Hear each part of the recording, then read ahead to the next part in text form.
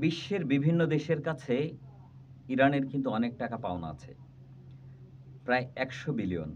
কিন্তু এইসব টাকা মানে যুক্তরাষ্ট্রের এক ধরনের নিষেধাজ্ঞার কারণে কোনো দেশ দিচ্ছে না।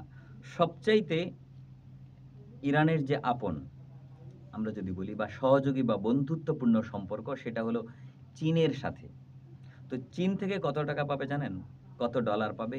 প্রায় $২০ বিলিয়ন ডলার। কিন্তু চীন যদি এই $২০ বিলিয়ন ডলার ইরানকে দিয়ে দেয়, তাহলে কিন্তু ইরান তাদের অবকাঠামো জায়গায় একটা সংস্কার করতে পারবে, উন্নয়ন করতে পারবে। তাদের যে অবকাঠামোর জায়গাটা একটা মানে খারাপ পরিস্থিতিতে আছে, সেটা তারা রিকভারি করতে পারবে।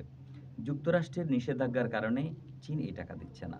নিষেধাজ্ঞা মানে যুক্তরাষ্ট্র বলেছে এই টাকা দেয়া যাবে না, তাই দিচ্ছে না। কেন? চীন তো পরাশক্তি হতে চাচ্ছে, আমেরিকার সাথে টক্কর দিতে চাচ্ছে। তারা আমেরিকাকে অনেক ক্ষেত্রে তোয়াক্কা করে না। অতএব ইরানে টাকা দেয়ার ক্ষেত্রে চীনের দ্বিমুখী আচরণ কেন? আসলে কি দুর্বলকে সবাই আরো দুর্বল রাখতে চায়। সবলের সঙ্গেই সবাই সবল থাকতে চায় বা সবলের সঙ্গটা সবাই দিতে চায়।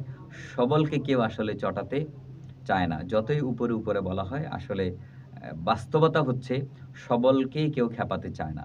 অ ইরান চাইছে যে অন্তত $৬ বিলিয়ন ডলার হলে ওদের যে এই যুদ্ধে প্রায় ৫০ দিনের যুদ্ধ, মানে যুদ্ধ বিরতির ছাড়া তাদের প্রায় ৫০ দিনের যুদ্ধ। সেই অবস্থায় প্রায় ওদের যে ক্ষয়ক্ষতি হয়েছে এগুলোকে রিকভারি করতে ওদের $৬ বিলিয়ন ডলার হলে ওরা অনেকটাই কাটিয়ে উঠতে পারবে। সময় তো লাগবেই।